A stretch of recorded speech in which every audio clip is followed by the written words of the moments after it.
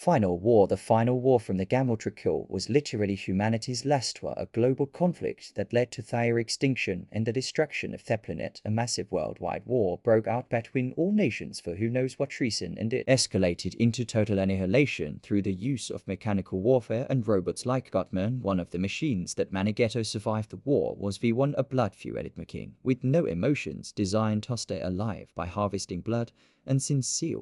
The humans were dead. Guess where a friendly robot went to get more? That's right, he went to hell, with billions of people dying at once. Hell couldn't process all of the souls coming into it, which created a cosmic imbalance, and hell literally begins to overflow with souls. It got so bad to the point where even God, yes, the creator of everything, went silent. When you enter hell with one person in particular becomes opposite with you. After you start hearing through everything, his name is Gabriel. An archangel who lost his cause of the god went silent, and destroying V1 becomes his purpose. V1 defeats him like 3 times though, so yeah, he failed pretty hard in the end. Earth is a lifeless wasteland, humanity wiped out completely. The only survivor is a relentless war machine who turns hell itself into a battleground. The War in Heaven. The War in Heaven is the oldest and most apocalyptic conflict in Theorem of 40,000 universe. Galactic War, so destructive that it literally set the stage for everything that's going to happen in the future. This will happen in millions of years before humanity even existed. The galaxy was ruled by 2 dominant species, the Old Ones and Thenecrontire, a short-lived species with rapid aging and obsessed with overcoming mortality. Their lives were short and spent watching the long fought. Old Ones do everything better, and then they met the Satan. The Saturn were star gods, literal fragments of sentient stars that fed on radiation and souls. The Necronty made a deal with them, immortality in exchange for obedience. What they got was undeath. Their bodies were stripped away and replaced with living metal. Their souls were devoured. They became the Necrons, eternal machines with no joy and no way out. With the Satan leading them, Necrons turned on the Old Ones and all hell broke loose. The Old Ones didn't go down easily. They used the mastery of the warp to create new psychic species across the galaxy. Thekrook, early ORCs, the Oldari, Ela, and Ithas meant to fight the Necrons and her star god overlords. Time itself began to warp as the psychic energy in the warp reached unbearable levels, and that's when the real catastrophe hit. The constant emotion, death, and torment flooded the immaterium, and from Thatchios the first chaos gods began to form. The War in Heaven created the very forces that would haunt the galaxy forever. Korn, Slanish, Zek, and Nurgle, the personifications of hatred, excess, manipulation, and decay. Once the Old Ones were nearly extinct, the Satan began warring among themselves. The Necrons, no soulless machines, realized the Satan had used and enslaved them under Sarek, Thessalant king.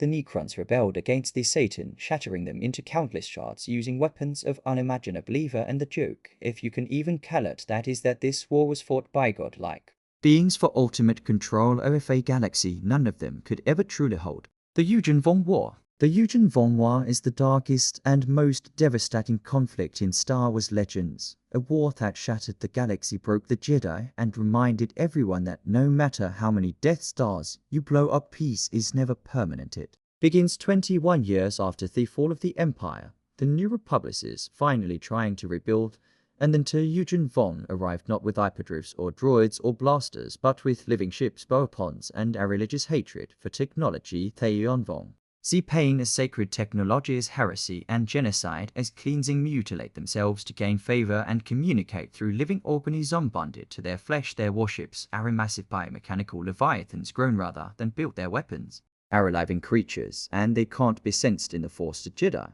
they are invisible, which is a polite way of saying your New Republic is unprepared, still recovering from the Galactic Civil War.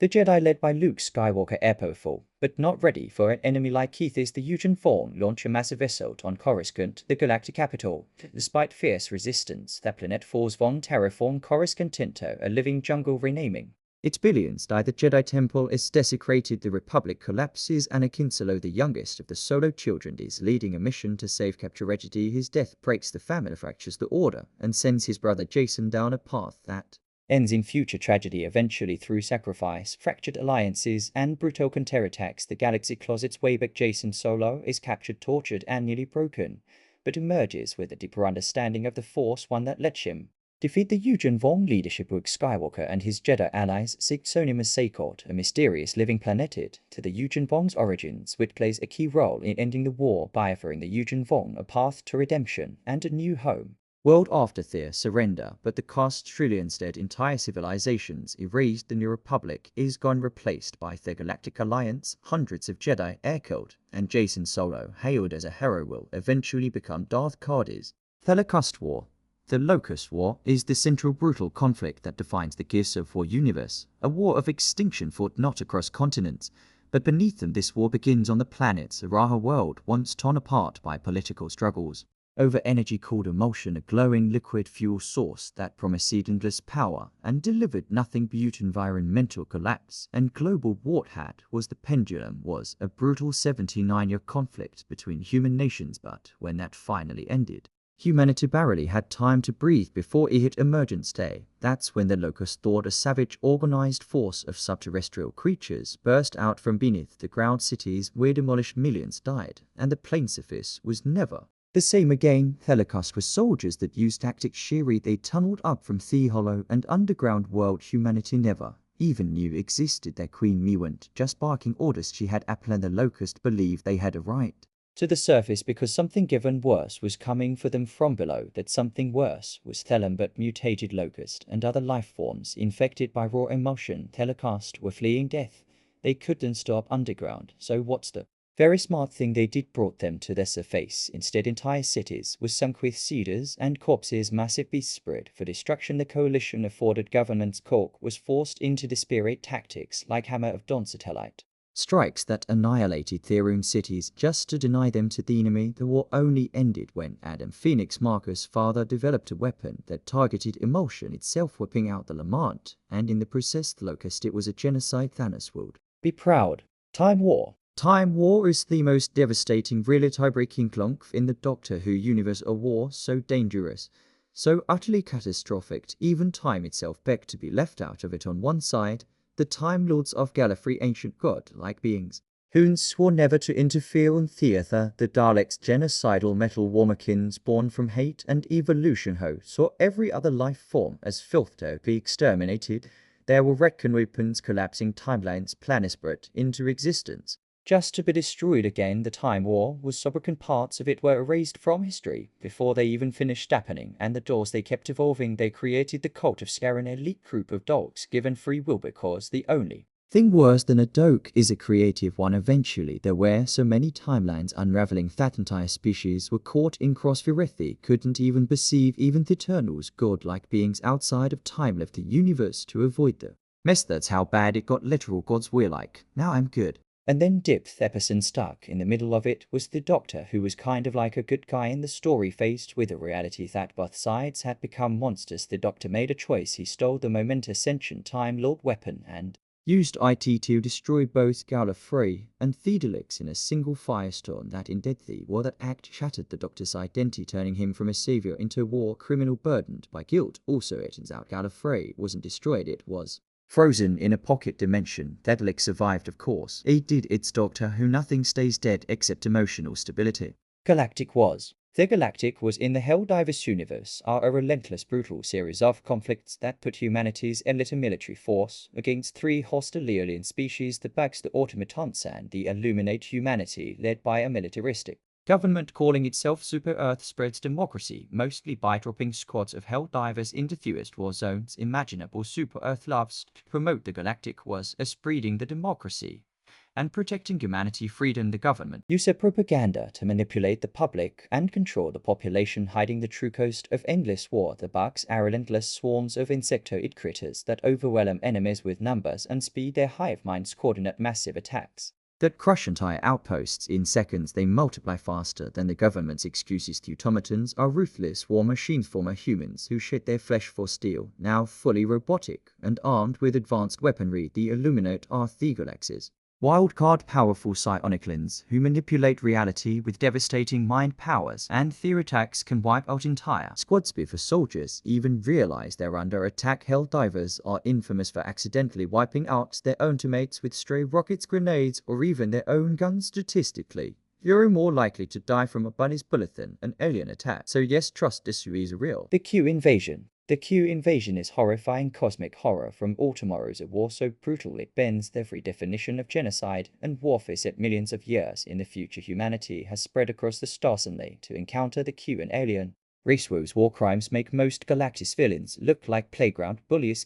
Sadistic, advanced, and utter without mercy. Their invasion wasn't about conquest or resources, it was pure experimentation on a cosmic scale that literally saw their creations as art after conquering Earth and countless colonies. They genetically mutilated humans into bizarre, grotesque forms designed for slavery, war, and evanescent. Forget death. The Q's version of punishment involved rewriting Yuuzhan until you were barely recognizable as a person. They even turned people into living toilets. Entire human cultures were wiped out or twisted into new species, all serving the whims of the coverlords. Imagine being turned into a literal nightmare just because the court it was fun or efficient. Yes, they were that casual about it. After millions of years of dominance, the Q were eventually defeated by the Astromorphs. In the end, the Astromorphs, along with other allied galactic civilizations from the United Galaxies, to combat Deck's monstrous campaign. This victory marked the end of the Q's reign after her, and the beginning of a new era for the galaxy. The Forerunner-Flood War. The Forerunner-Flood War is one of the darkest and most catastrophic conflicts in the Halo universe.